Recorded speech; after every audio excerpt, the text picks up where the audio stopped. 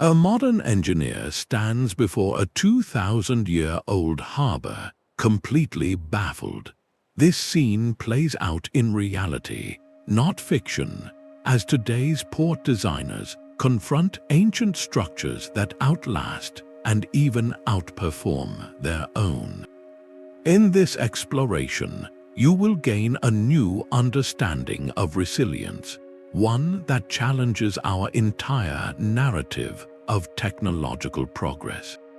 How did civilizations without steel or computers build harbors that have endured for millennia? What forgotten principles allowed their ports to survive where modern ones might fail? The answers lie in a lost engineering philosophy that saw the sea not as an enemy to conquer, but as a partner to understand. This journey reveals that our ancestors' greatest strength was not their tools, but their timeless observation of the natural world. What does it truly mean to build something that lasts? This mystery is not locked in stone but submerged in seawater, where it performs its greatest magic. At the ancient harbor of Caesarea Maritima, built by King Herod 2,000 years ago, massive concrete blocks form a breakwater that has rested on the Mediterranean floor for centuries. Modern divers and researchers have made a startling discovery. While our contemporary concrete would crumble and weaken in such a corrosive environment, the Roman concrete has done the opposite. It has grown stronger. The secret was not but in a humble, brilliant recipe. The Romans used a specific volcanic ash from the region of Pozzuoli, mixed with lime and seawater to create what they called Opus Caementicium. When modern scientists analyzed samples, they found something extraordinary. The seawater, rather than attacking the concrete, triggered a slow, ongoing chemical reaction within the volcanic ash. This pozzolanic reaction forms crystalline structures that actually fill in tiny cracks over decades and centuries. Researchers now describe it as a self-healing material. Think of it like the harbor's own immune system, constantly repairing microscopic damage before it can spread. This stands in stark contrast to modern Portland cement, which is designed to set quickly and strongly, but is vulnerable to chemical attack from salts and moisture. Its lifespan is measured in decades, while the Roman concrete is measured in millennia. At the great imperial port of Portus, which served Rome, these concrete formulations were used to build moles and quays that supported immense trade for centuries. Today, material scientists are looking back to these ancient recipes to solve modern problems. The quest to develop green concrete, which absorbs carbon dioxide and lasts longer, is directly inspired by unlocking the secrets of Roman volcanic ash mixtures. It forces a profound question. If we are only now, with advanced laboratories, beginning to replicate what an ancient builder achieved with local materials and keen observation, what other pillars of their practical wisdom have vanished from our collective memory? The concrete is just the first clue, the durable canvas upon which even more ingenious harbor engineering was painted. The harbor at Tyre was not built on the coast, but in the sea itself. Rising from the Mediterranean as an artificial island of staggering ambition, its protective arms of stone were not just barriers, they were instruments. Phoenician engineers over 2,500 years ago shaped their breakwaters in precise curves and angles. They did not fight the prevailing currents and winds, they invited them in, guiding their energy to sweep silt away from the harbor mouth and maintain deep, clear channels. This was the first principle, a mastery not of materials but of natural forces. It began with a profound, patient observation that modern maritime archaeologists are only now fully appreciating. Without tide gauges or computer models, ancient builders conducted what we might call long-term site analysis. They would observe a potential harbor location for years, perhaps generations, reading the language of the water. They noted how wave patterns changed with the seasons, where sediment naturally gathered, and how currents sculpted the seabed. This intimate knowledge dictated everything. The orientation of a harbor entrance was never arbitrary. It was carefully positioned, often facing away from the strongest storm winds and dominant wave direction, to create a calm inner basin. At the Phoenician colony of Carthage, their famous circular military harbor, the Cothon, was a marvel of this symbiotic design. Its narrow entrance channel was aligned so that the natural flow of water would flush out debris and prevent the stagnation that could foul a fleet. They used existing natural headlands as anchors for their massive stone moles, extending them in ways that amplified the coast's own protective geometry. In some harbors, they even engineered secondary channels, flushing channels, that used the tide's own ebb and flow to scour silt from the docks. Compare this to a modern port, where the primary solution to siltation is often the constant, expensive drone of dredging vessels. The ancient method asked the environment to do the work. This raises a pivotal question for our own time. Has our incredible reliance on powerful technology, on our ability to force a landscape to our will, dulled our capacity to observe a natural system with such intimacy? We can move mountains with machinery, but did we forget how to listen to what the wind and water were trying to say? The structures they built from this understanding were not just functional, they were dialogues with the sea. But listening to the sea was only the first step. The true test of genius was how to build within it. Envision the challenge faced by Roman engineers tasked with constructing a harbor in open water, with waves crashing and a seabed far below the surface. Their solution was a breathtaking display of coordinated human effort, a temporary fortress against the ocean itself called the Cofferdam. Imagine a massive wooden box, its walls driven into the seabed, forming a watertight enclosure. Teams of workers would then use hand-powered pumps, likely a chain of buckets or early screw pumps, to bail out the seawater from within this wooden cage. Once dry, they had created a patch of dry land in the middle of the sea, a silent, artificial cavern where they could lay stone foundations or pour concrete directly onto the prepared seabed. This was not a tentative experiment, it was standard practice on a colossal scale. The Roman architect Vitruvius described the process in his writings, detailing how double walls of timber were driven into the mud and the space between them packed with clay to create a seal. For deeper waters, they might build earthen embankments, a temporary island of soil and rubble to push back the sea. The logistical coordination required was staggering, a symphony of thousands of laborers, carpenters, and overseers working in unison, often under the pressure of seasons and tides. At the imperial harbor of Portus, begun under Emperor Claudius, such cofferdams would have been the first act in a years-long drama of construction.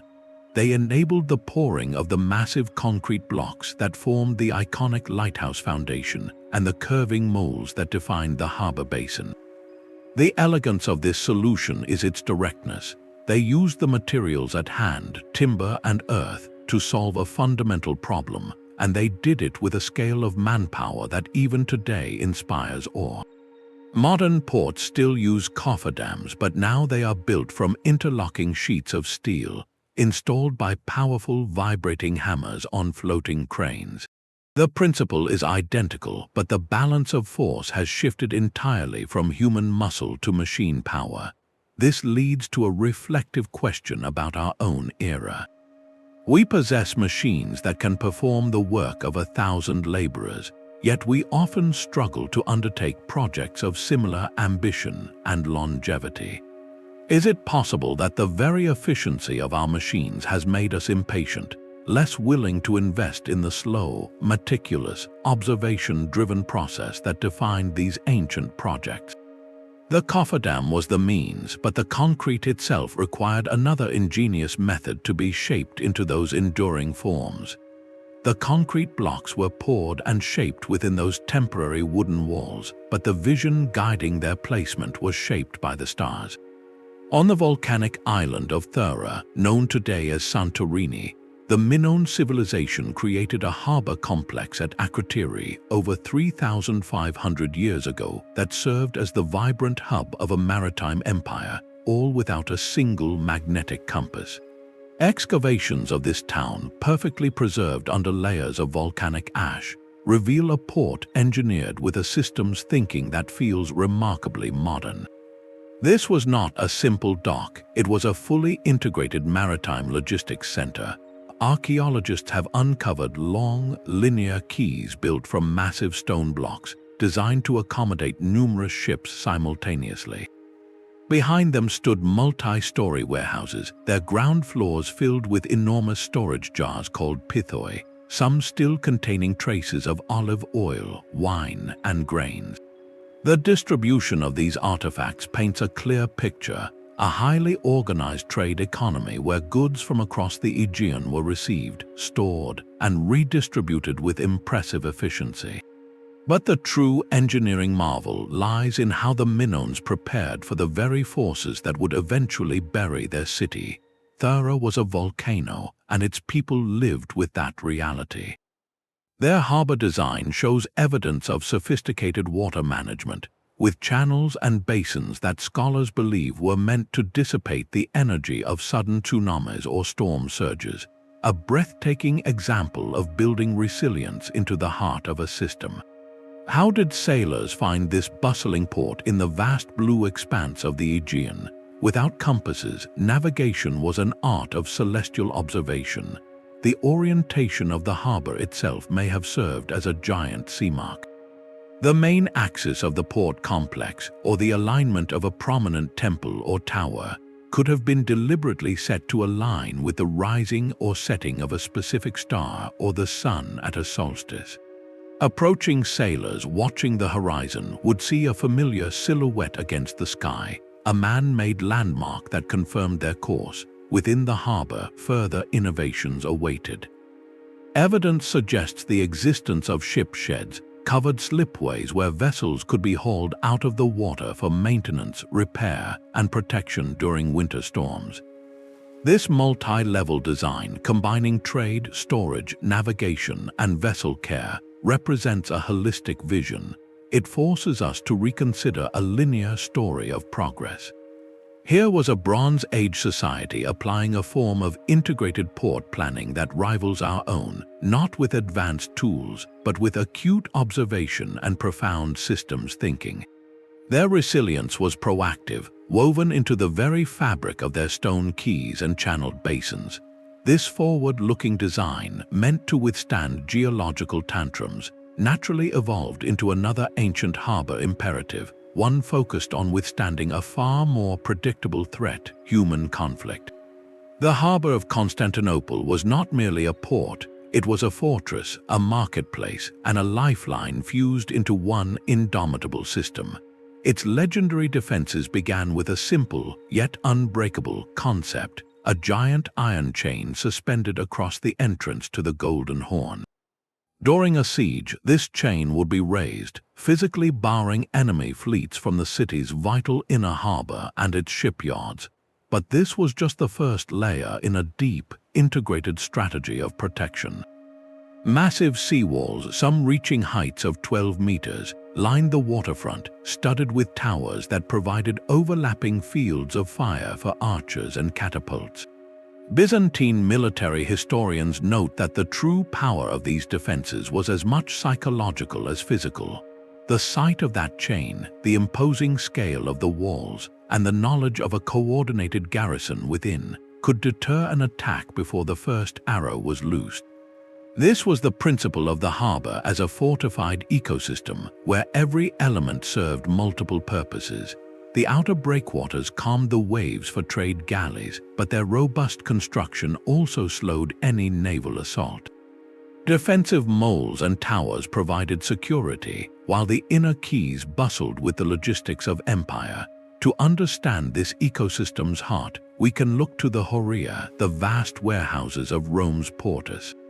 These were not simple sheds, but monumental, fireproof granaries and storehouses with thick walls and raised floors to control humidity. They held the grain to feed 1 million citizens and the materials to supply a fleet, making the port itself a strategic reserve that could withstand a prolonged blockade. Similarly, the great Pharaoh's lighthouse of Alexandria, one of the ancient world's wonders, was a navigational defense. Its guiding fire brought commerce safely home, ensuring the economic vitality that was the truest shield of any civilization. The ultimate testament to this multi-layered philosophy is Syracuse. For centuries, this Sicilian harbor city withstood everything Athens and later Rome could throw at it. Its narrow, defensible entrances, its fortified inner harbors, and its ability to resupply from the sea while besieged on land made it nearly impregnable. Its successive walls and cleverly designed quays created a maze where an invading fleet would be channeled into kill zones. This forces a stark question for our modern world. Today's megaports are marvels of automated efficiency, with cranes that move like steel giants and containers stacked in precise, towering grids. But in streamlining for pure throughput, have we stripped away those layers of inherent resilience? A modern port is often a single, exposed point of failure, its operations concentrated and its defenses primarily digital. The ancient model asked, how can every stone, every warehouse, every channel contribute to both prosperity and protection? Their answer was an elegant, interconnected control of water flow, of goods, and of people, creating a harbor that was not just a place on a map, but the living, beating heart of a city's survival. The Heptastadion was a stroke of geographical genius made solid. Stretching over 1 kilometer across the water, this colossal causeway of limestone and rubble did not just connect the mainland to Pharaoh's Island, it performed a kind of coastal surgery. Ptolemaic engineers in the 3rd century before the Common Era did not merely build a bridge, they built a new reality. The ancient geographer Strabo would later describe it with awe, a structure so massive it fundamentally redefined the city's relationship with the sea. Its primary function was breathtakingly simple yet transformative. By reaching out to the island, the Heptastadion acted as a giant breakwater, splitting the open bay into 2 distinct, sheltered harbors. To the east lay the Royal Harbor, a calm, secure basin for the Ptolemaic navy. To the west, the bustling commercial harbor welcomed the grain ships and merchant vessels that fed and enriched an empire. This was infrastructure with a dual mind, serving both security and prosperity in one sweeping stone gesture, but its intelligence ran deeper. The causeway was not a solid wall. At intervals, arches were built into its foundation, creating channels that allowed water to flow between the 2 harbors. This was a critical piece of hydraulic engineering. By managing the exchange of water, these channels helped prevent the stagnation and silt buildup that could choke a port, using the natural movement of the sea to keep both basins viable. The structure itself was a layered masterpiece of practical construction.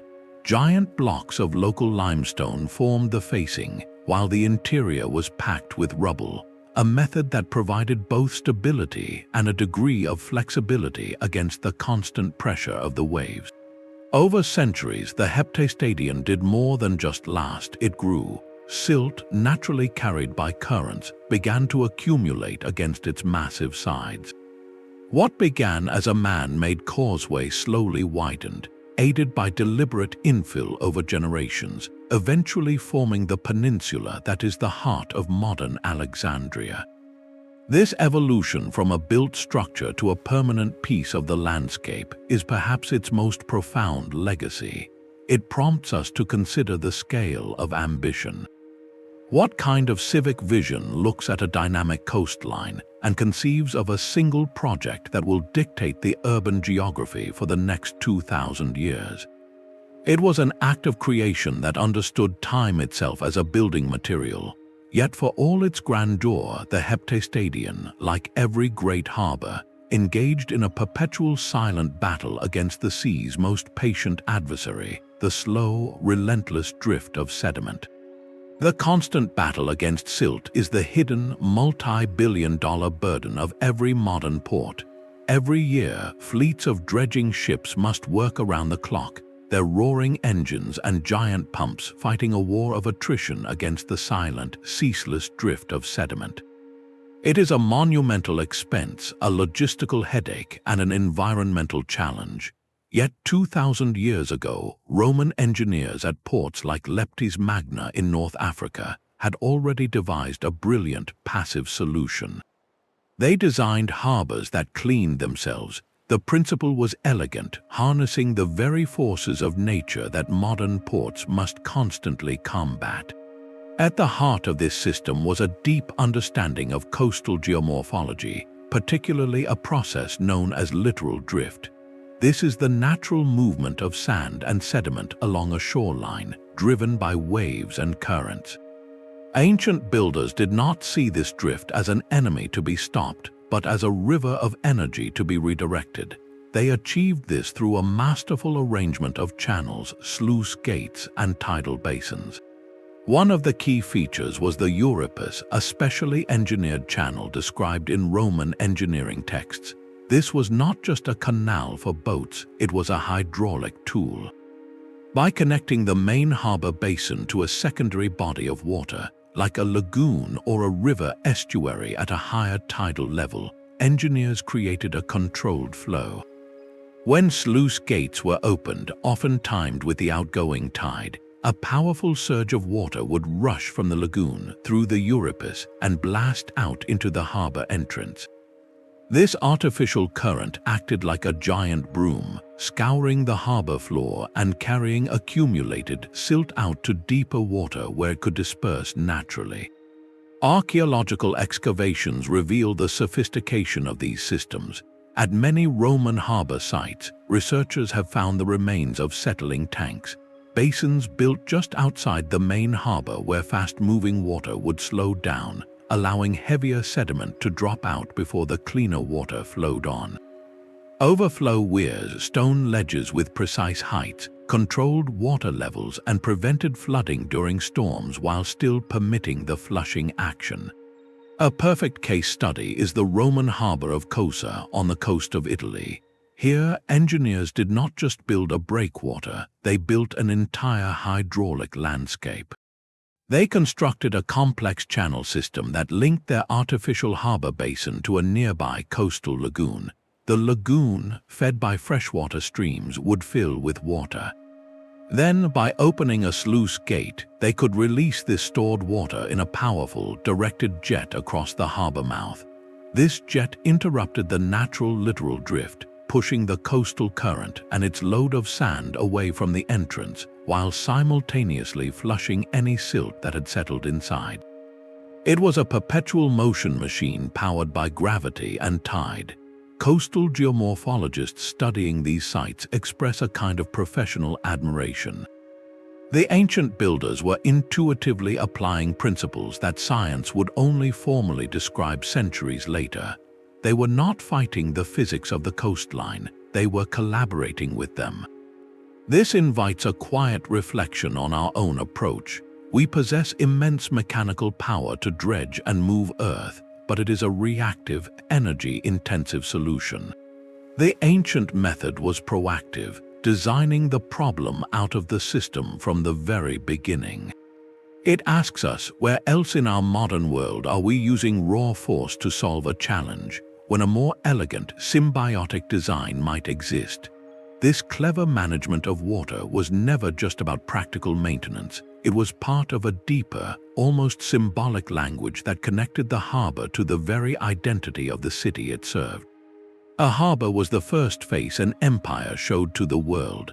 Imagine a foreign ambassador sailing into the port of Rome at Ostia, his ship finally passing the great lighthouse after a long voyage.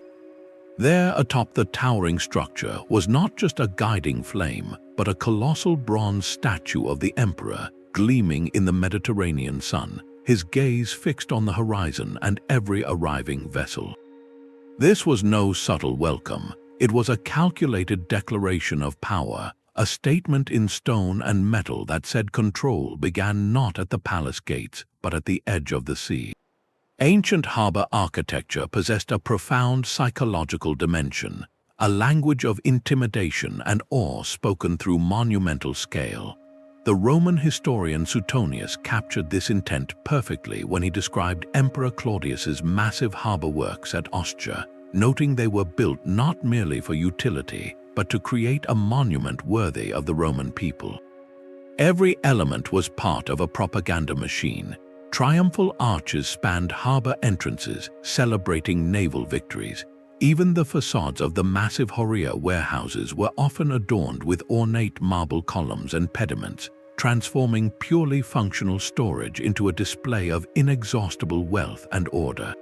The most iconic examples were the true wonders. The Lighthouse of Alexandria, soaring over 100 meters tall, was the ancient world skyscraper, a symbol of Ptolemaic brilliance that guided ships and imaginations.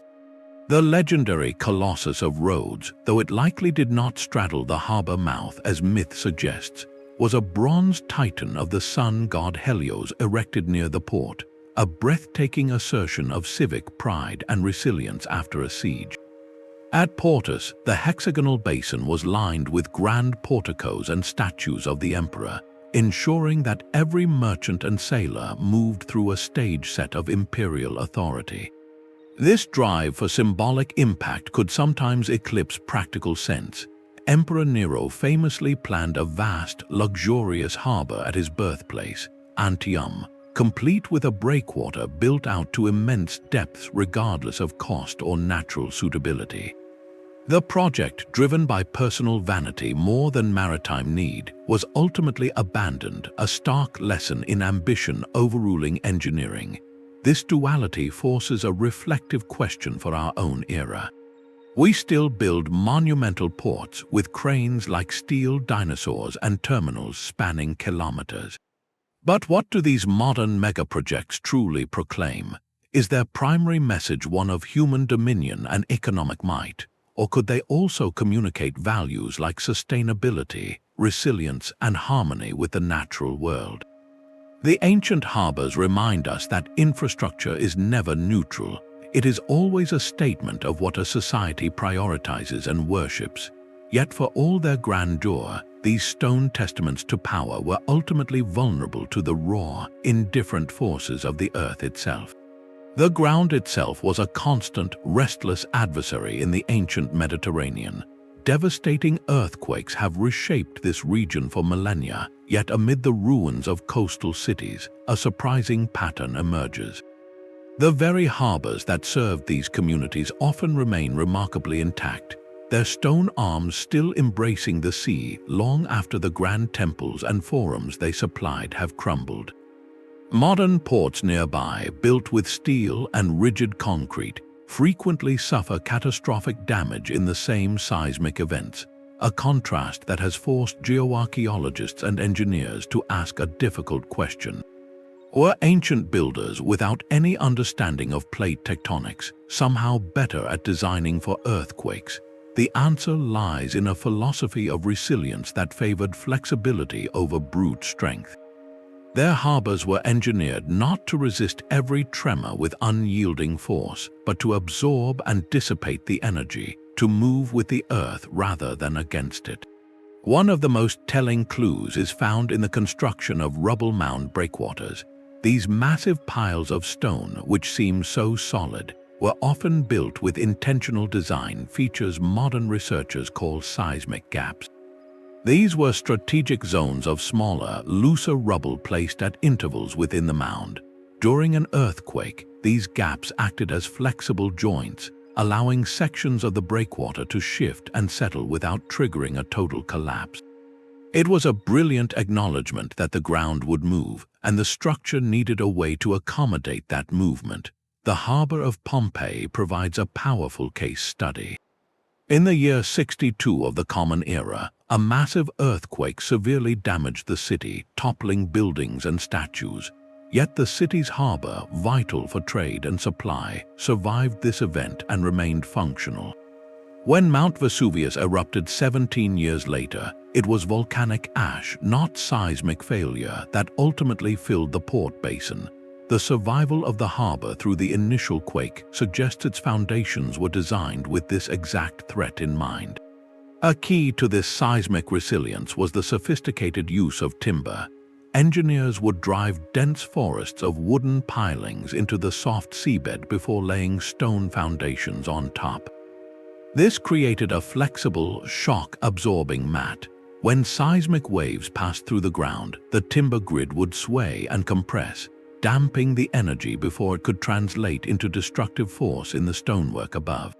Furthermore, the massive stone blocks of quays and moles were often packed in a deliberately loose, dry construction method. Instead of being locked together with rigid mortar, they were carefully stacked, sometimes with smaller stones chinking the gaps. This allowed individual blocks to shift minutely during a quake, settling into a new, stable configuration rather than fracturing. The ancient harbor of Peleopolis on the island of Corfu offers a stunning underwater testament to this ingenuity. Its submerged ruins reveal a complex foundation system designed to combat a phenomenon called liquefaction, where water-saturated ground loses all strength during shaking and behaves like a liquid. The builders laid a dense mesh of timber beams and compacted clay over the unstable seabed, creating a stable platform that distributed weight and prevented the stonework from sinking or tilting. This multi-layered approach, combining flexible foundations, loose stonework, and intentional weak points, stands in stark contrast to the modern paradigm. Our ports rely on monolithic reinforced concrete, a material chosen for its immense compressive strength. But in an earthquake, that very rigidity can be a fatal flaw. If the shaking exceeds the concrete's ability to bend, it fails catastrophically, snapping and crumbling. The ancient method accepted imperfection and movement as part of the system's logic. It prompts us to reflect: have we, in our pursuit of perfect, unwavering strength, inadvertently designed a fatal brittleness into our own world? One humble, ancient material was absolutely central to achieving this flexible, enduring strength, and it came not from a quarry but from a volcano. A core sample drilled from a 2,000-year-old Roman pier looks less like ancient rubble and more like a geological masterpiece. Within its gray matrix, scientists find a dense forest of interlocking crystals, pristine and strong, a direct product of continuous chemical conversation with seawater. This is the heart of Opus Caementicium, a material whose performance in the marine environment remains the gold standard modern chemists are desperately trying to replicate. The recipe was deceptively simple, yet its execution was a triumph of empirical science. Builders mixed slaked lime with a specific volcanic ash, pozzolana, named for its source near Pozzuoli, along with aggregates like fist-sized chunks of rock or broken pottery. But the true magic happened during placement. Teams would transport this dry mixture by barge to the construction site, where it was combined with seawater directly in wooden forms submerged in the sea. The saltwater triggered an immediate and complex reaction, a hot mix process that generated heat, helping the concrete cure rapidly and uniformly even underwater. Modern materials scientists studying these samples express a kind of reverence. They have identified the growth of rare, plate-like minerals within the concrete, such as altobermorite. These crystals are not present at the time of pouring. They form slowly over decades and centuries as seawater percolates through the material. The crystals act as a reinforcing scaffold, filling voids and actually strengthening the matrix over time, a phenomenon completely opposite to the corrosive decay that attacks modern Portland cement. This leads to the self-healing property. Tiny cracks that inevitably form are not in points, they are new pathways. When seawater seeps into these microfractures, it reignites the pozzolanic reaction, depositing more of these strengthening crystals and effectively gluing the crack shut from the inside. The Roman harbor at Pozzuoli Bay serves as a living laboratory. Its submerged breakwaters, pounded by waves for 2 millennia, are not just intact, they are benchmarks of durability. Researchers have tracked the sources of the volcanic ash used across the empire, from the hills of Italy to the Aegean Islands, noting how builders sought out specific deposits with the right chemical signature, creating a standardized, empire-wide material science. This presents a profound question about our own definitions of sustainability. We design materials to be inert, to resist their environment at all costs. The Romans designed a material to be active, to engage in a lifelong partnership with the sea, actually improving because of its exposure. What does it mean to build something that does not just withstand time but is refined by it? This concrete did not just enable construction, it dictated a specific, enduring architectural form, one that turned sheer mass into a dynamic, living structure. The straight, rigid line of a modern breakwater is a declaration of human control. Yet along the coast of ancient Side or within the harbor of Chersonesos, you find something entirely different, a graceful curve of stone embracing the sea, or a zigzagging pier that seems to defy simple geometry. These were not aesthetic whims, they were hydrodynamic masterpieces, the fifth principle of ancient harbor intelligence. While we build for simplicity and ease of construction, they built for a conversation with the water's energy. The modern straight wall acts like a mirror, reflecting wave energy back out to sea, which can create a chaotic, turbulent zone just inside the harbor entrance, a phenomenon known as reflective scour that erodes foundations and churns the seabed. Ancient engineers intuitively avoided this. Their curved and angular breakwaters worked on the principle of diffraction. When a wave encounters a curved surface, its energy is not thrown back in a single, forceful rebound, but is gently spread out, bent around the curve, and dissipated along a longer length of the structure. Think of the difference between shouting into a canyon and hearing your voice echo back sharply, versus speaking into a softly draped curtain where the sound is absorbed and muffled. Fluid dynamicists running computer models on these ancient layouts have confirmed the effect. The harbor basin behind a curved mole shows significantly reduced wave height and lower turbulence, creating the calm water so essential for safe mooring. But the genius went further. These shapes were also tools for managing the invisible flow of water.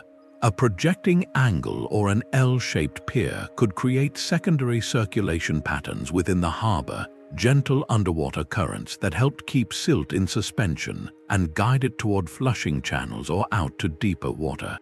We can categorize a few of these brilliant shapes. The crescent mole, like a stone embrace, used its convex face to break and deflect incoming swells. The L-shaped pier provided a dual lee, sheltering ships along its inner face while its outer arm tackled the main wave direction. The dogleg entrance, a narrow channel that makes a sharp turn, was a classic defense, preventing long wind-driven waves from rolling directly into the anchorage and forcing any entering vessel to slow to a careful maneuver. A perfect case study is the Hellenistic harbor of Knidos in modern-day Turkey. Its main breakwater is a long, elegant curve that creates a perfectly sheltered bay. Approaching from the sea, a ship would be guided by this curving arm into a calm haven, protected from the prevailing northwestern winds. The shape did more than block waves. It shaped the very flow of the water within, creating a stable environment for trade that lasted for centuries. This presents a quiet question about our own engineering ethos. In our pursuit of standardization, prefabrication, and cost-effective straight lines, have we sacrificed a layer of functional elegance? The ancient builders' irregular shapes were not random. They were the physical expression of a deep, site-specific dialogue with the sea, a final piece of geographic strategy that considered every contour of the coast. The harbor of Faesles defied every obvious rule for a safe anchorage. Instead of nestling within a single, deep protective bay, its builders chose a narrow, rocky peninsula with not one, but three small, separate coves. It was a decision that transformed a geographical quirk into a strategic masterpiece, creating what was essentially a tri-port. Each cove served a distinct purpose, one for the war fleet, another for merchant traffic, and a third for shipbuilding and repair. This separation was genius, preventing congestion and allowing specialized, secure operations. It reveals a truth modern port planners might miss. Ancient harbor location was a high art of strategic calculus, where the most sheltered spot was not always the winner. Ancient manuals on founding cities, known as Caementicium, outlined a rigorous checklist. A prime location needed a reliable freshwater source, a non-negotiable for any settlement. Defensibility was paramount, a site that could be easily fortified from land and sea. Proximity to major trade routes was the economic lifeblood, but there was also a factor we might call psychological theater, the awe-inspiring approach that announced a city's power from miles away. These priorities forced difficult trade-offs. At Caesarea Maritima, Herod's engineers accepted the immense challenge of building directly on an open, sandy coast with no natural protection, all to control a vital stretch of the Levantine trade corridor.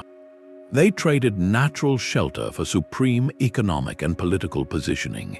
At Tyrus, the Phoenicians chose the ultimate defensive gamble, constructing their entire harbor on an artificial island, accepting staggering construction costs for near-perfect security.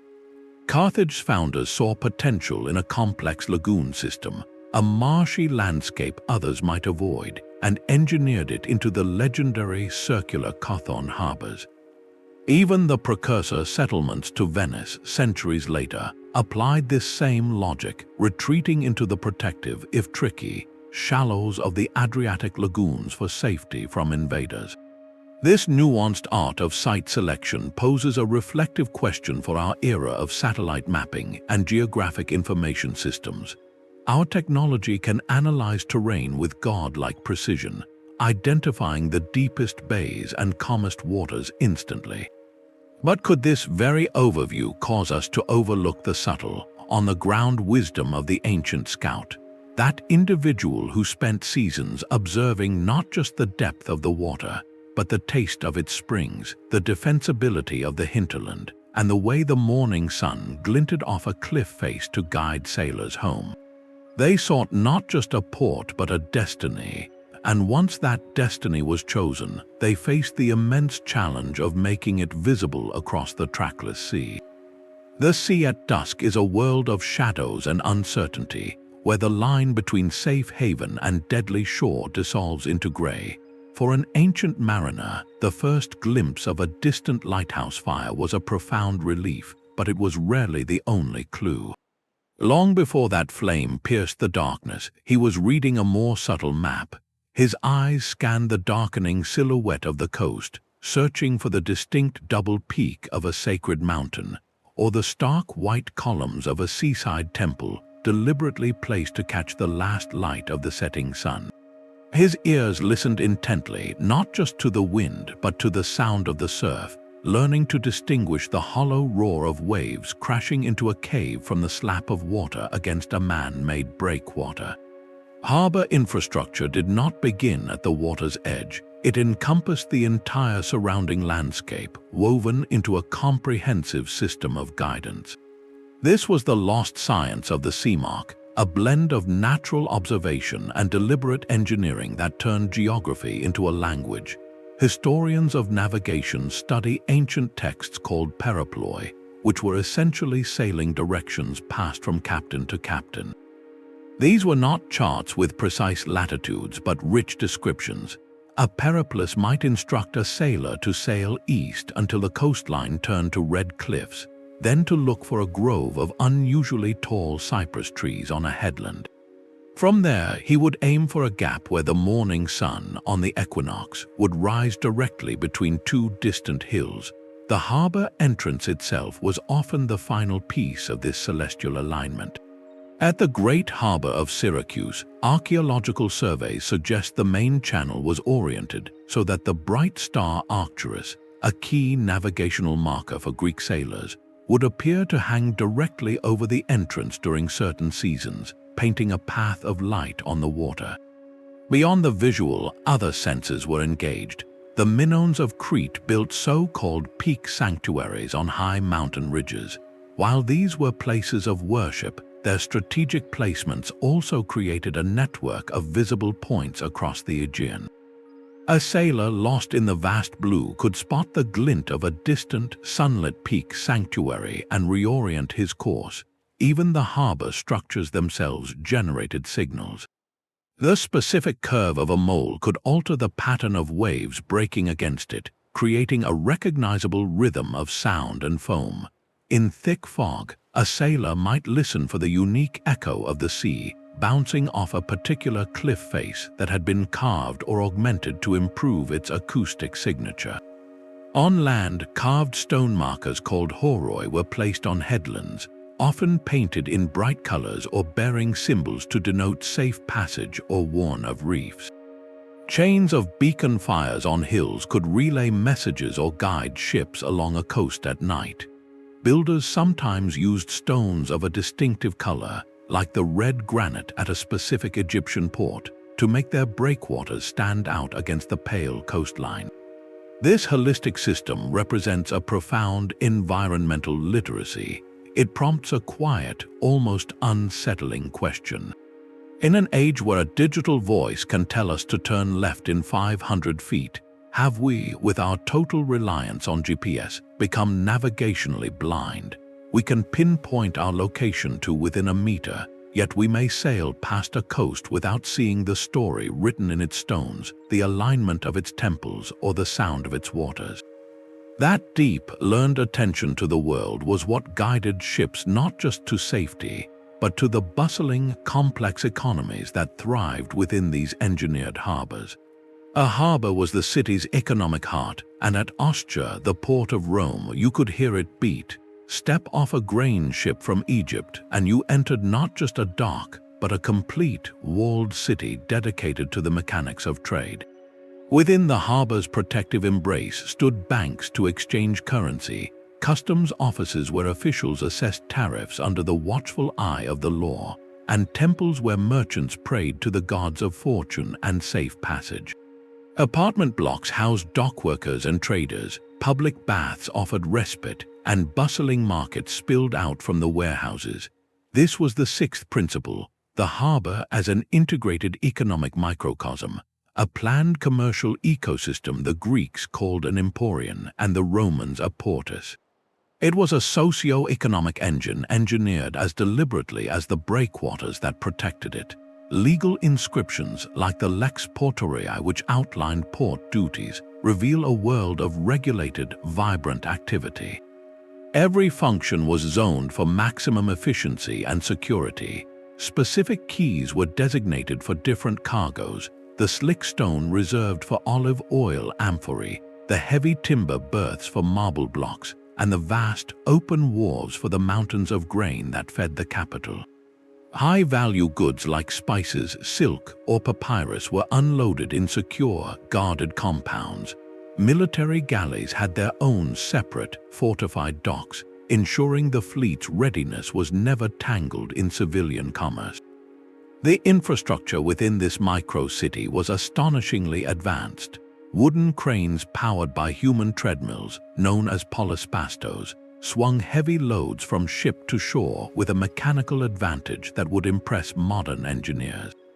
The Horia warehouses were masterpieces of practical design, their thick, windowless walls deterring thieves and fire, while raised floors supported by rows of small pillars allowed air to circulate, keeping grain and goods dry in the humid sea air. Offices for merchants' guilds and shipping corporations lined the main streets, their facades carved with the symbols of their trade. The ultimate expression of this purely commercial harbor philosophy was the island of Delos. Declared a free port by Rome in the 2nd century before the Common Era, it became the central slave market of the Mediterranean.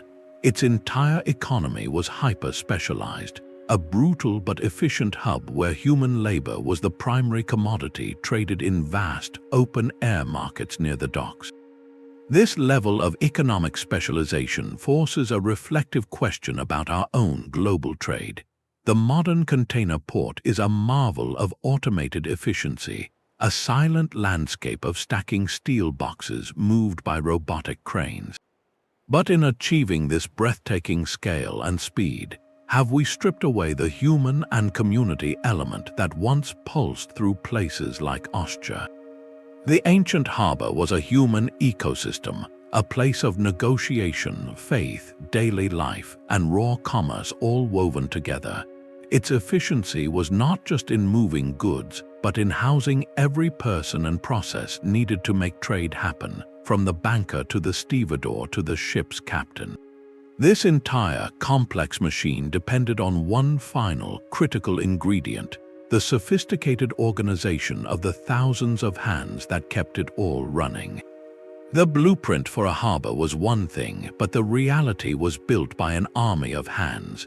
To understand the true scope of these ancient megaprojects, we must look past the enduring stone and into the complex, often difficult world of the people who moved it. Historical demographers studying the workforce needed for Emperor Claudius's harbor at Portus offer staggering estimates.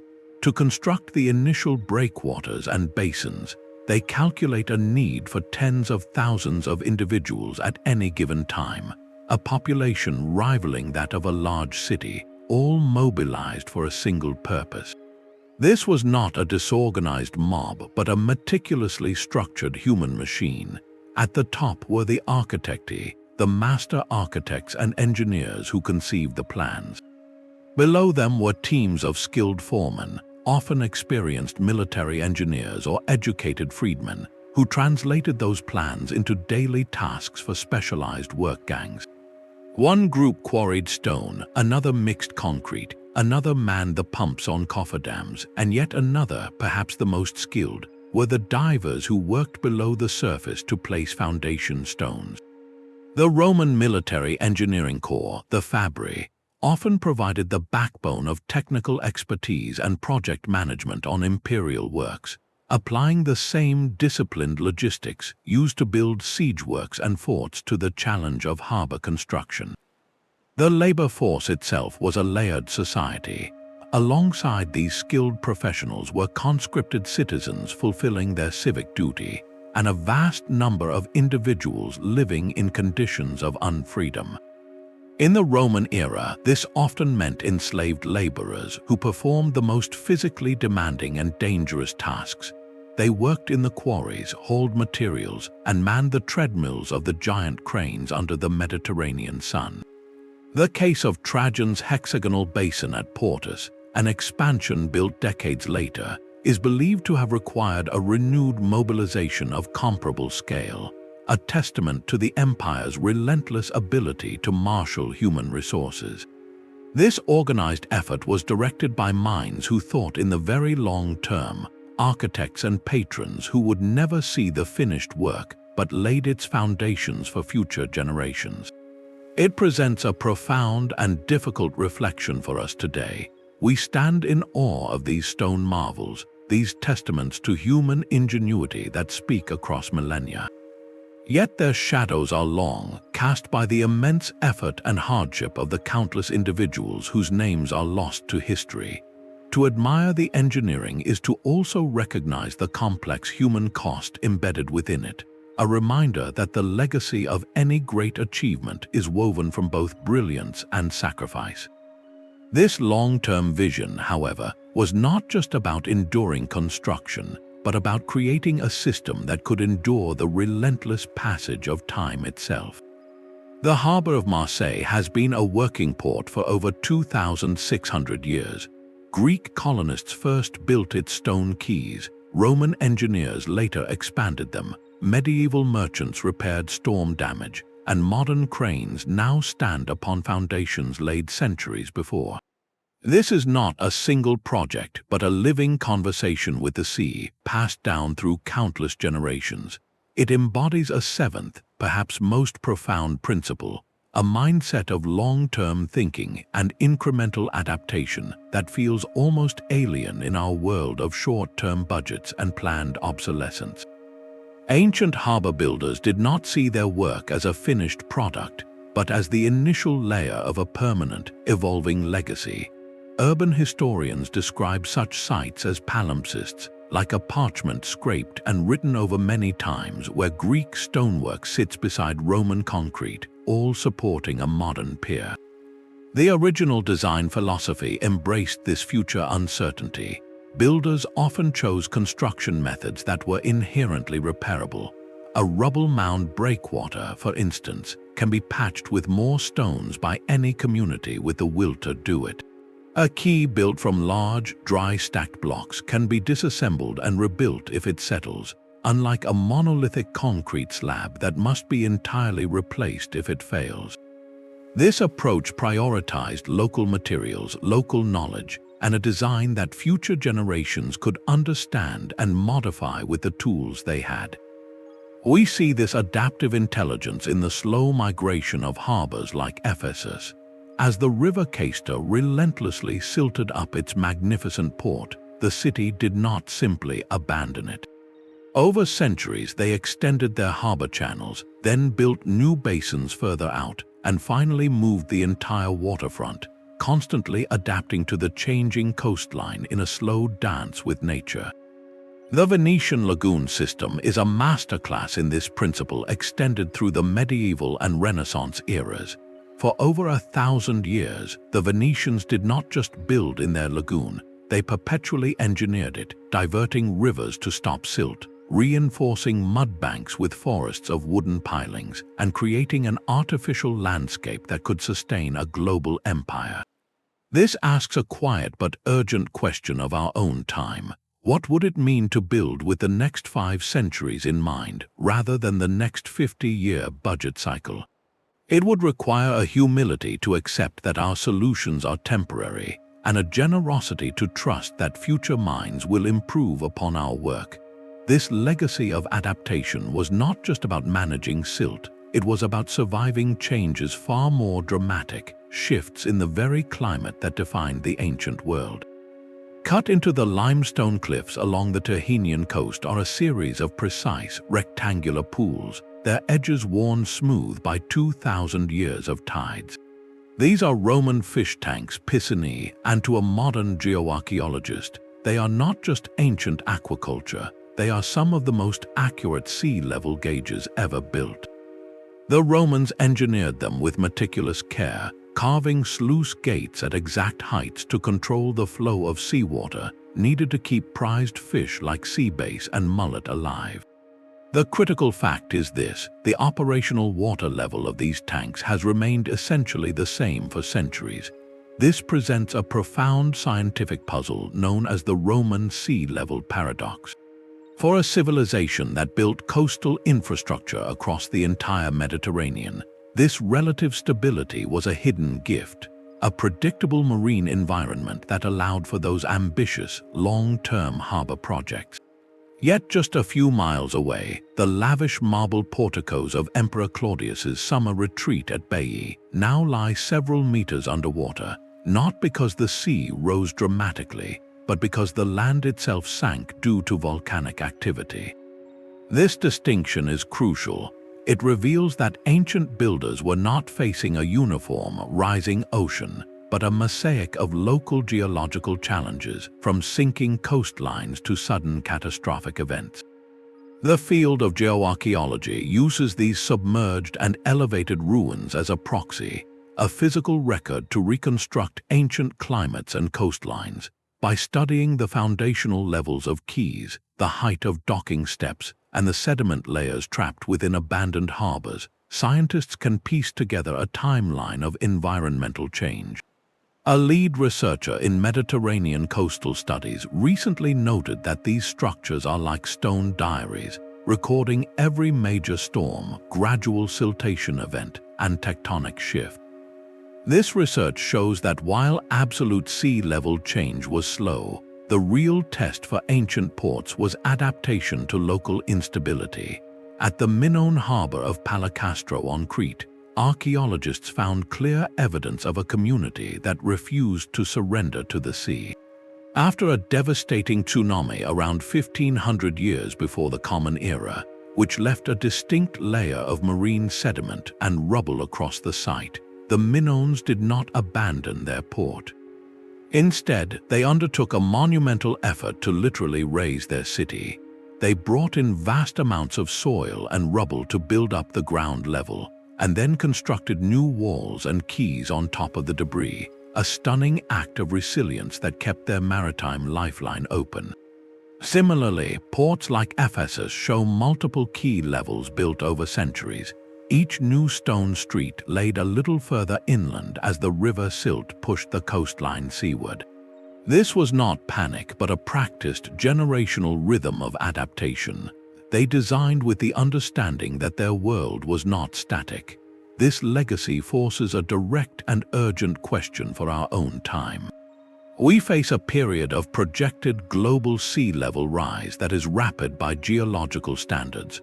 Our modern coastal megacities and ports are often rigid, fixed in place by immense financial investment and concrete. What can we learn from the ancient philosophy of incremental, repairable, and sometimes relocatable infrastructure? Their approach accepted change as a design parameter, not an unforeseen disaster. It valued the ability of a community to respond and rebuild with local materials and knowledge.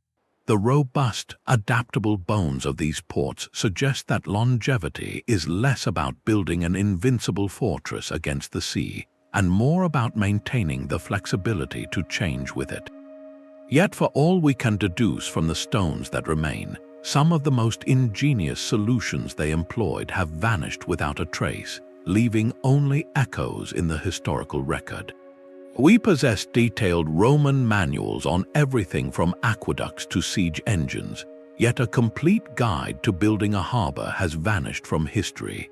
This silence is one of the greatest gaps in our understanding, forcing modern researchers to become forensic detectives, reverse engineering entire philosophies of construction from silent stone and scattered clues. The architect Vitruvius devoted 10 volumes to architecture, yet his passages on harbors are frustratingly brief, focusing more on selecting a healthy site than the gritty details of sinking a foundation into the seafloor. We are left with fragments, precious glimpses in texts like Pliny the Elder's Natural History, where he casually mentions the volcanic ash of Puteoli that, when mixed with lime, hardens underwater. Seneca, in his letters, observes the strange durability of maritime concrete. From Egyptian papyri, we get logistical lists, orders for timber and ropes, but not the master builder's mental map. Philologists who study these texts face a unique challenge, wrestling with technical ancient Greek and Latin terms whose precise meanings have been lost. A word translated simply as foundation might refer to a specific arrangement of pilings or a type of rubble fill, leaving modern engineers to guess. This knowledge gap suggests that the most valuable know-how was never meant for the page. It was transmitted orally from master to apprentice within close-knit guilds of builders.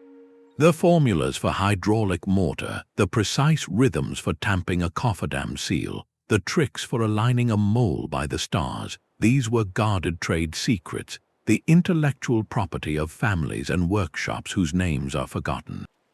We see tantalizing hints of this lost lore in passing mentions. Ancient authors repeatedly praise the Syracusan method of harbor construction, a term that clearly signified a gold standard of engineering in the Hellenistic world. But what exactly defined the Syracusan technique? Was it a particular way of keying stone blocks, a design for flushing channels, or a method for organizing a labor force? The manual is gone. Imagine for a moment what a single, surviving codex, a true harbor builder's vade mecum, would reveal. It would detail the recipes not just for concrete, but for the temporary wooden forms that shaped it underwater.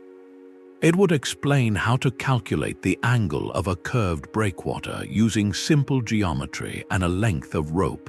It would list the signs in the water that warned of an unstable seabed.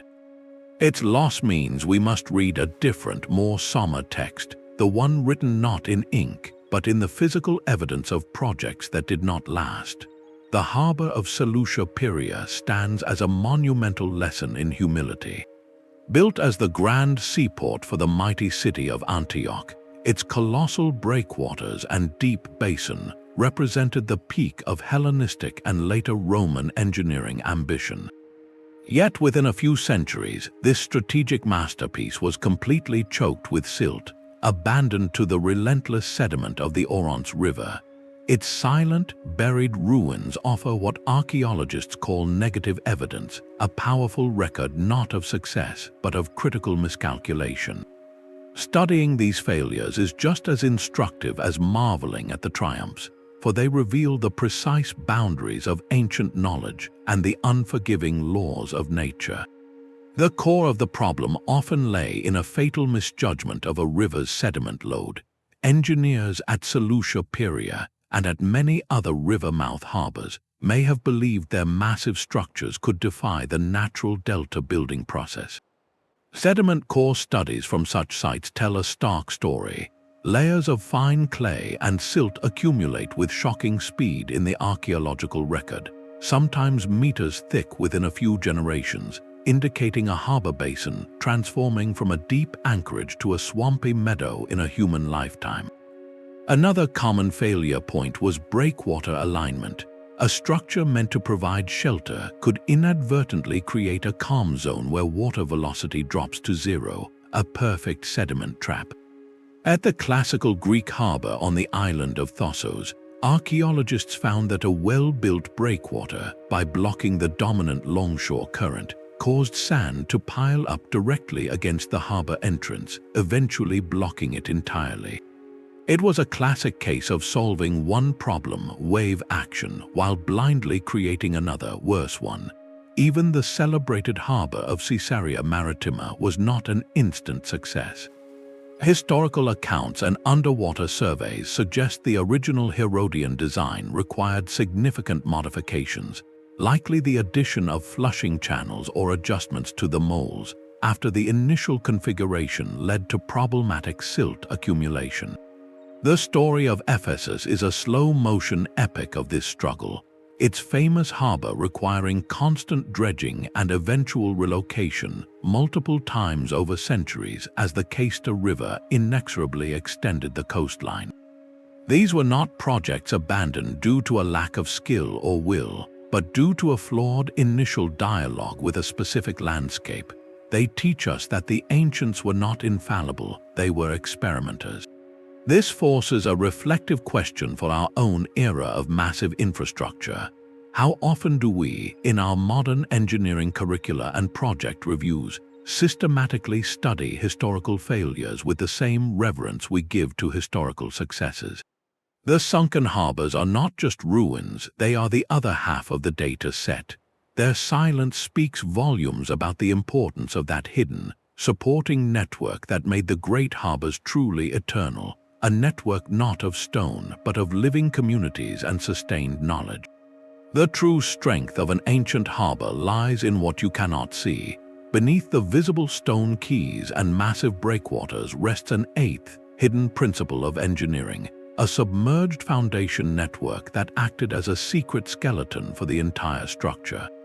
Modern marine geophysicists, using tools like sub-bottom profilers, have peeled back the layers of sediment to reveal a stunning reality. Many of these seemingly solid walls do not plunge directly into the seabed as one solid block. Instead, they sit atop meticulously constructed grids of timber or stone, creating a flexible, permeable platform. This was not a foundation in the simple sense of a base. It was a distributed load-bearing network designed to solve the fundamental problem of building on the unpredictable, often soft floor of the sea. The genius of this approach is its elegant simplicity. By spreading the immense weight of the stone superstructure over a wide area, this network prevented the entire pier from sinking into the mud, a process engineers call differential settlement that would quickly crack and tilt rigid construction. But it did more than just distribute weight. The open spaces within the grid allowed seawater to flow freely underneath the quay.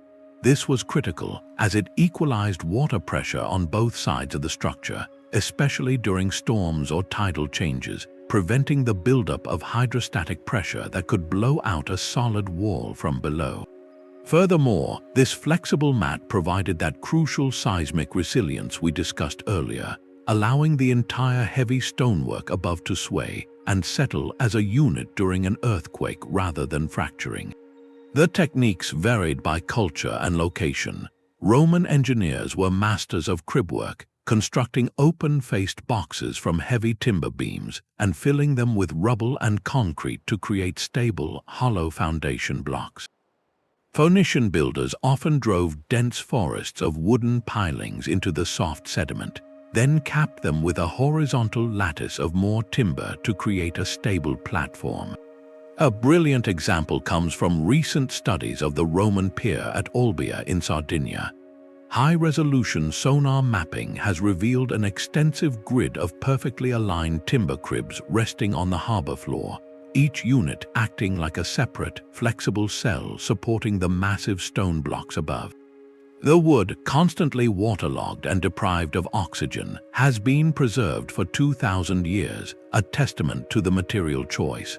Often, this timber was reclaimed, coming from old ships or structures, demonstrating a pragmatic approach to resources. This discovery forces a profound shift in perspective. We must now understand that perhaps half of the engineering marvel, the true cleverness, is buried under meters of sand and silt, invisible to the diver's eye. It asks us to reconsider the scale of their planning. They were not just building a wall, they were engineering an entire interaction with the unstable seabed, creating an intermediary layer that translated the chaos of the earth into stability for their stonework. This hidden, flexible strength was the essential prerequisite for the revolutionary buildings that rose above the waterline, the warehouses that turned these ports into engines of economic power. The silent, cavernous interior of a Roman Horium held a strategic reserve more vital than any army. Within these vast warehouses, the empire's true power was stored, not in gold but in grain. To step onto the raised floor of such a building at Portus was to enter a masterpiece of passive engineering, a climate-controlled sanctuary designed to preserve food for years without a single watt of electricity. The Roman state's grain dole, the annona, fed the million citizens of the capital, making the security of this supply a matter of imperial survival. A single season of spoiled stores could mean unrest and instability. Thus, the warehouse was not a passive shed, but an active fortress against decay, its every feature a calculated response to the threats of moisture, pests, and rot. The most ingenious feature was the suspensory, the raised floor. Rows of small brick pillars lifted the wooden floorboards, creating a hidden plenum, an air chamber beneath the entire storage space. This allowed a constant, gentle flow of air to circulate under the grain sacks, wicking away dampness that would invite mold and spoilage. The walls themselves were engineering marvels, built double thick with a hollow core or lined with niches, further insulating the interior from external humidity and temperature swings. Ventilation was precise. Small, high windows were strategically placed to create cross breezes for air exchange, but their design prevented driving rain or direct sunlight from entering. Builders even used specific types of mortar in the walls, mixtures laced with crushed pottery or ash that created a harsh, abrasive surface to deter insects and rodents from climbing. Specialized horia existed for every commodity. There were warehouses for olive oil, with sloped floors and collection drains to handle leaks from countless amphorae.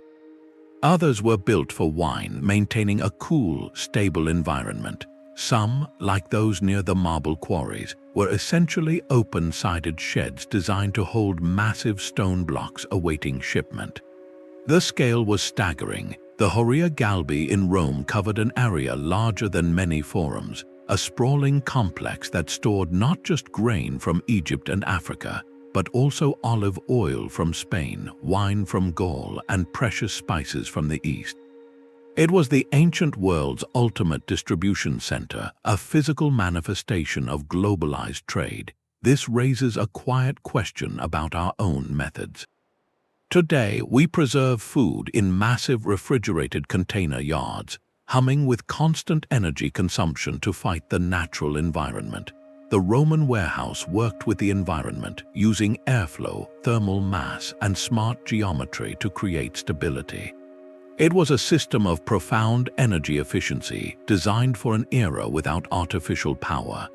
The silent, dry air within these buildings was a testament to an understanding that protecting wealth required controlling an invisible world of humidity and temperature. This constant, silent guardianship depended on a flow of information as vital as the grain itself, a network of communication that kept the entire system alive. A merchant ship from Alexandria would take weeks to reach Rome, but news of its cargo could arrive in hours. This was the invisible, high-speed network that turned geography into information, the ancient world's version of a real-time data feed. While the vessel was still a speck on the horizon, lookouts in harbor watchtowers would note its sail pattern or the flag it flew. That signal could then begin a remarkable journey inland, not by horse but by light and fire.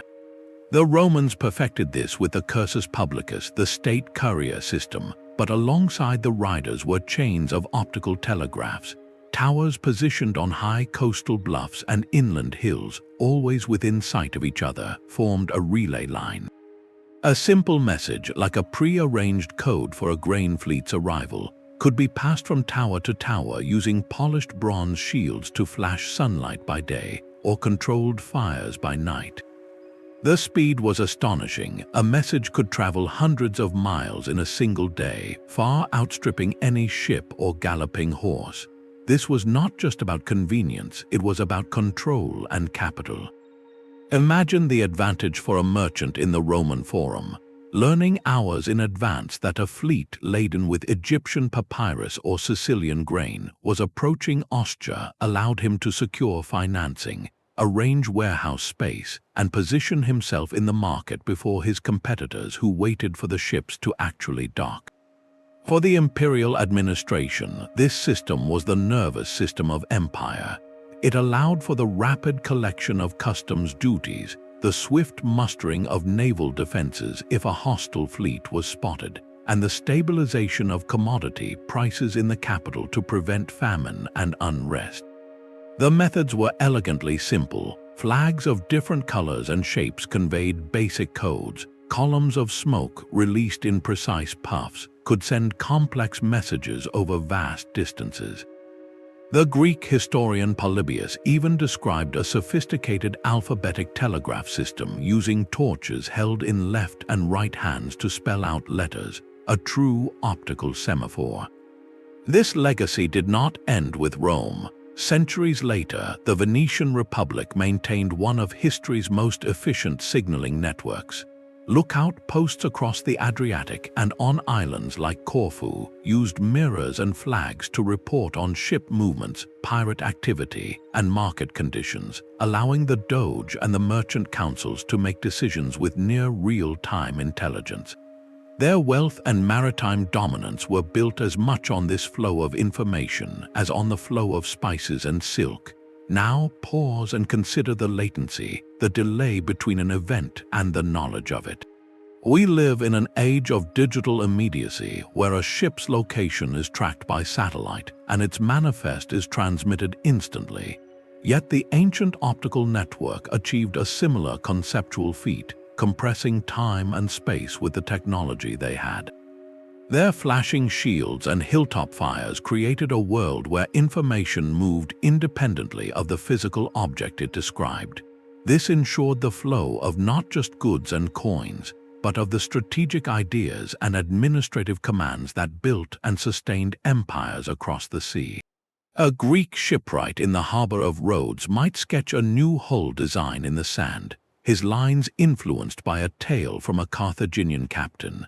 A Babylonian merchant calculating a cargo's value could introduce a local trader to the revolutionary concept of zero. This was the true product of the ancient harbor, a tangible, bustling network far more transformative than any trade in silk or spice. It was the original global internet, a physical space where ideas, mathematics, and mechanical genius collided and cross-pollinated with every arriving ship.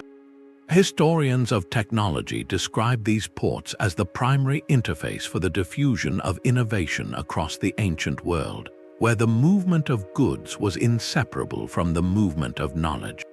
The constant flow of skilled individuals, sailors who had seen every type of rigging, merchants who understood diverse markets, and artisans seeking patronage, turned waterfronts into perpetual melting pots.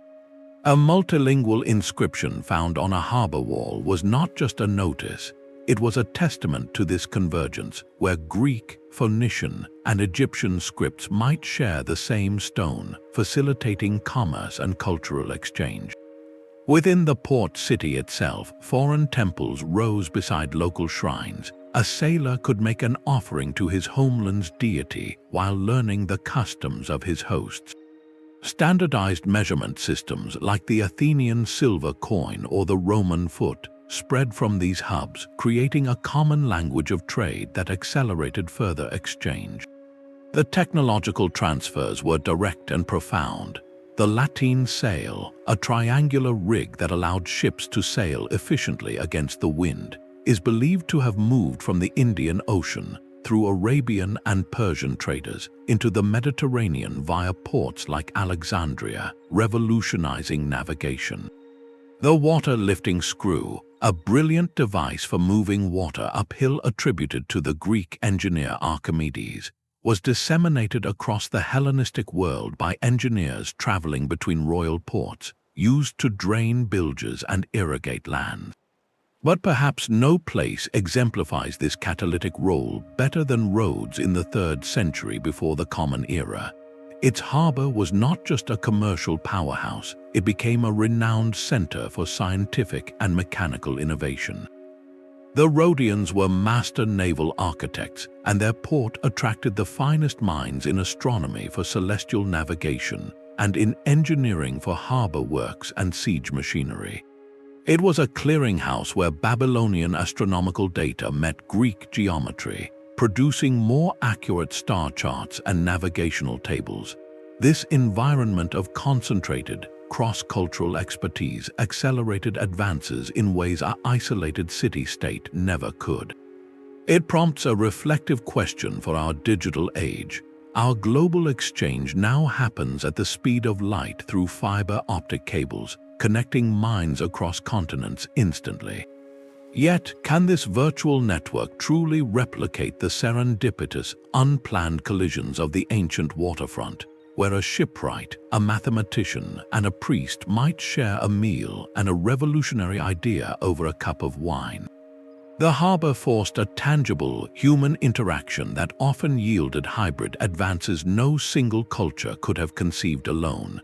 This vibrant, interconnected world of innovation, however, would eventually face its most formidable and silent adversary. The most profound design principle of all may have been an acceptance of impermanence. Ancient engineers understood a truth modern projects often ignore, that nothing built by human hands lasts forever against the forces of nature. Rather than fighting this reality with endless, costly maintenance, evidence suggests they sometimes designed for an elegant decline, planning the entire life cycle of a harbor from vibrant port to quiet legacy. This 9th principle is design for abandonment and conversion, a breathtakingly long-term vision that considered the useful ruin. Landscape archaeologists studying coastal sites see not just failure but intentional phases. A harbor's purpose was not eternal, but its robust bones could serve new functions for centuries after the last ship sailed. The massive breakwaters, for instance, were often so over-engineered that even when the basin behind them completely filled with silt, the stone arms remained. These submerged ridges continued to break waves, protecting the new coastline that formed inland. In many cases, what was once a bustling waterfront became, over generations, fertile agricultural land, as the rich organic silt deposited by rivers created excellent soil. The Roman port of Luni in Italy provides a textbook example. Founded as a strategic harbor for shipping marble from the famous quarries of Carrara, its basin was eventually choked by sediment from the nearby Magra River. Yet the community did not vanish. Instead, they adapted.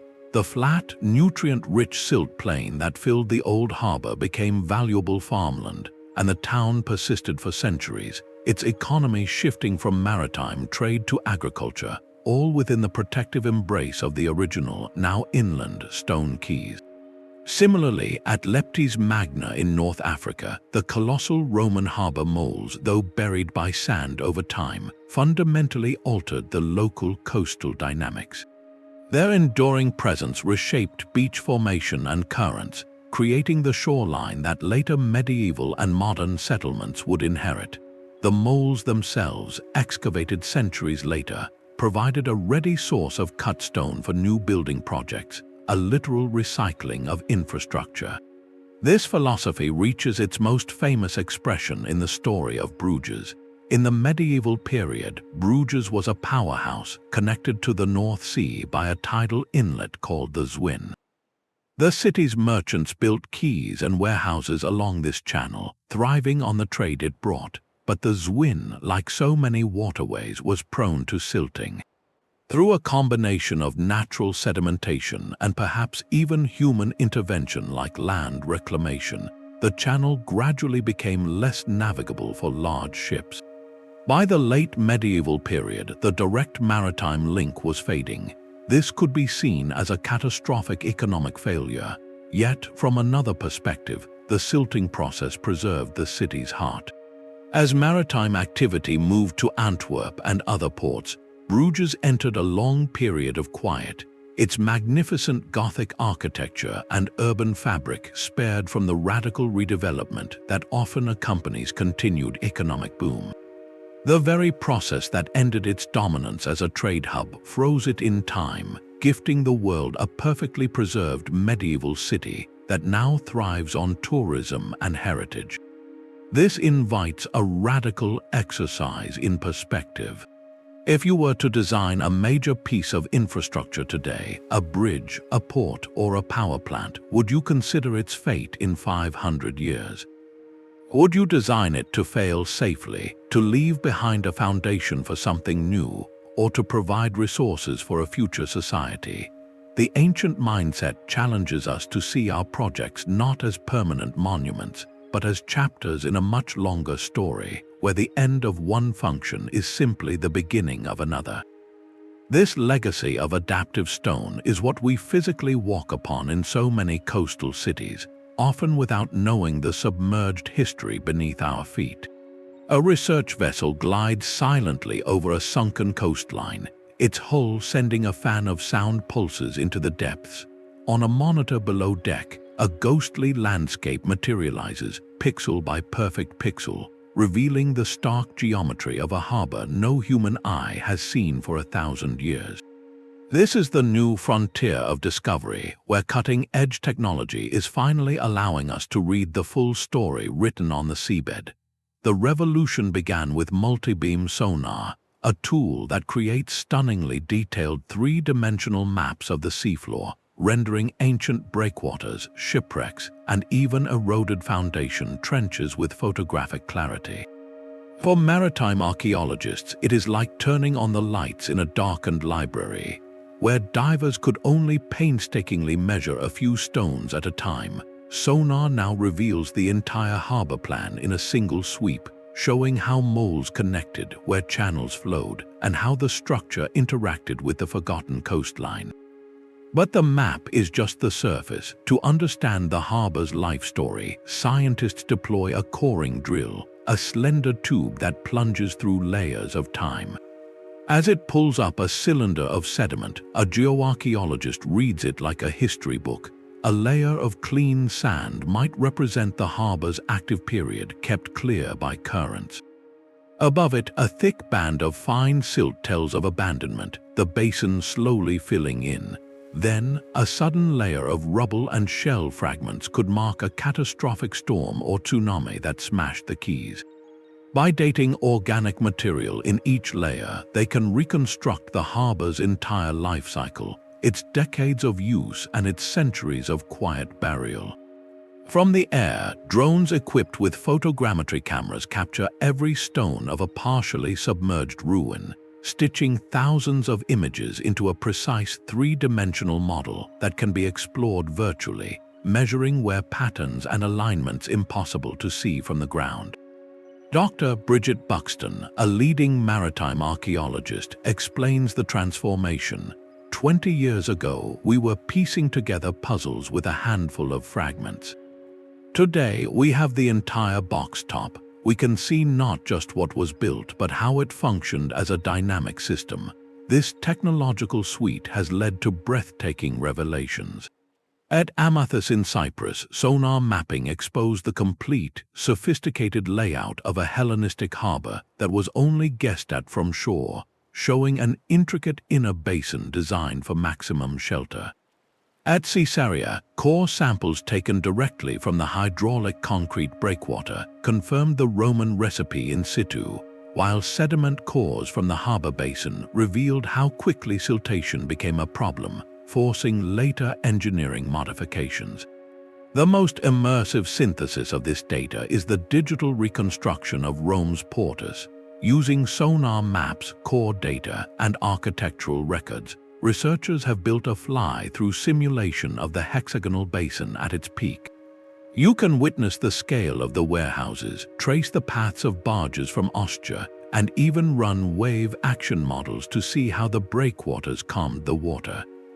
This virtual time machine allows historians to test theories, asking what the sightlines were for an arriving ambassador, or how efficiently cargo could move from ship to Horea. It raises a thrilling question for the future. As artificial intelligence begins to analyze these vast datasets, and as new sensors can detect chemical traces of ancient activity in the sediments, what deeper stories will we uncover? Will we one day model the daily tide within the harbor of Tyre, or simulate the economic throughput of Alexandria's docks? The insights flowing from these digital and geological tools are no longer confined to academic papers.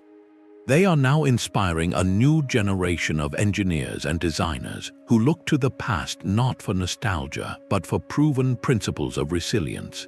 The final principle is not a relic, but a blueprint for our future. Modern engineers, confronted with the rising costs and ecological damage of traditional port maintenance, are turning back to the ancient playbook with a profound twist. They are not just copying old shapes, they are learning to grow with the sea. This 10th principle is biomimicry, where the wisdom of ancient form meets the science of ecological function. The straight, gray walls of contemporary breakwaters are being reimagined. Inspired by the curved and textured molds of harbors like Knidos, designers are now creating living breakwaters. These are not smooth slabs of concrete, but complex, roughened surfaces engineered to encourage the growth of oysters, mussels, and seaweed. Just as the ancient curves dissipated wave energy, these new structures do the same, but they also build a living reef. The oysters filter the water, improving clarity and quality, while their clustered shells add further friction to break waves and create habitat for fish. It is a brilliant fusion where infrastructure ceases to be a dead barrier and becomes a thriving part of the marine ecosystem. This is the heart of the new blue infrastructure movement, a philosophy that sees ports not as industrial zones separate from nature, but as integrated, restorative components of the coastline. From the drawing boards of contemporary port authorities come projects that directly echo ancient ingenuity. In the Netherlands, engineers are using permeable pile foundations, a direct descendant of Roman timber cribbing, to build quays that allow tidal flows to pass through, reducing scouring and supporting estuarine life.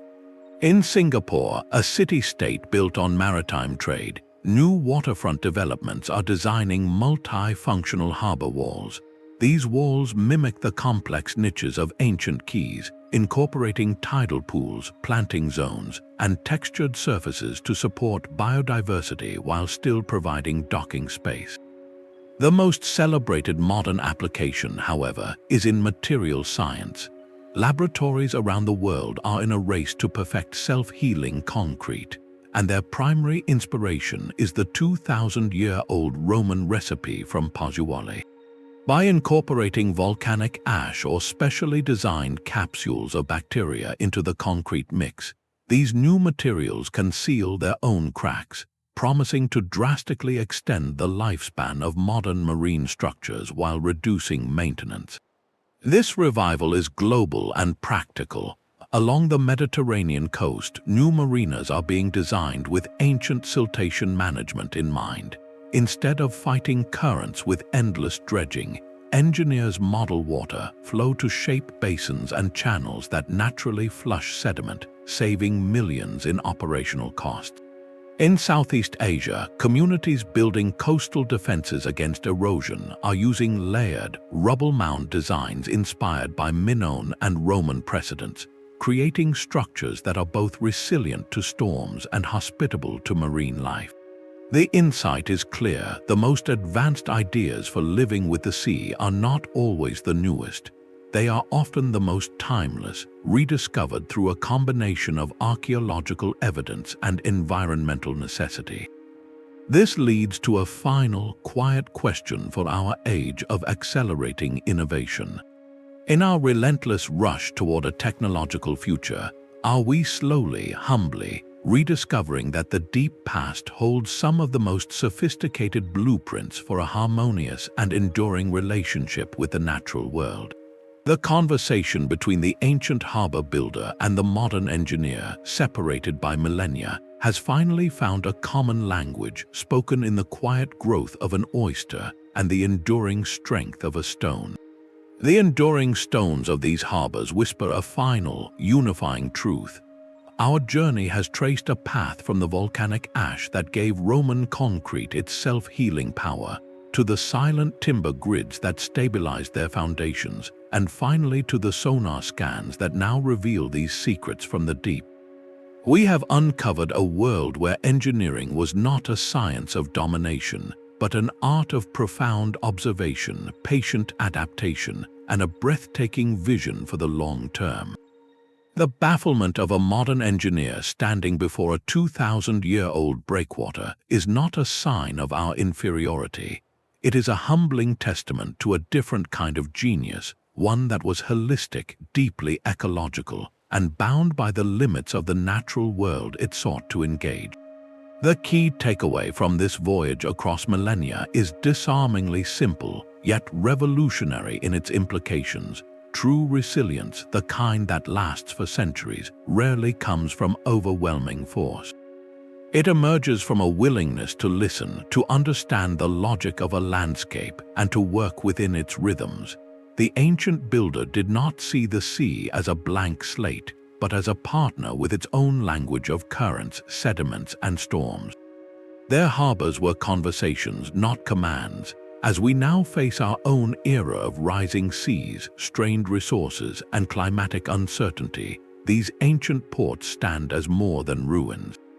They are silent mentors, offering a library of proven principles written in stone and sediment.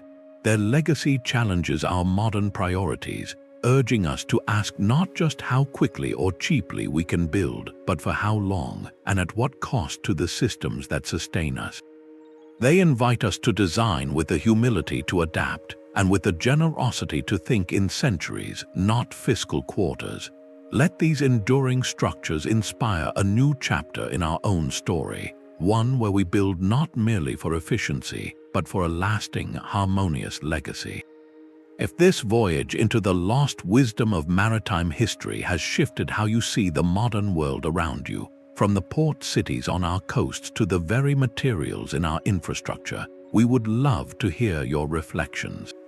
Share your thoughts in the comments below, and if you wish to continue exploring the profound mysteries of our past, consider subscribing for the next journey.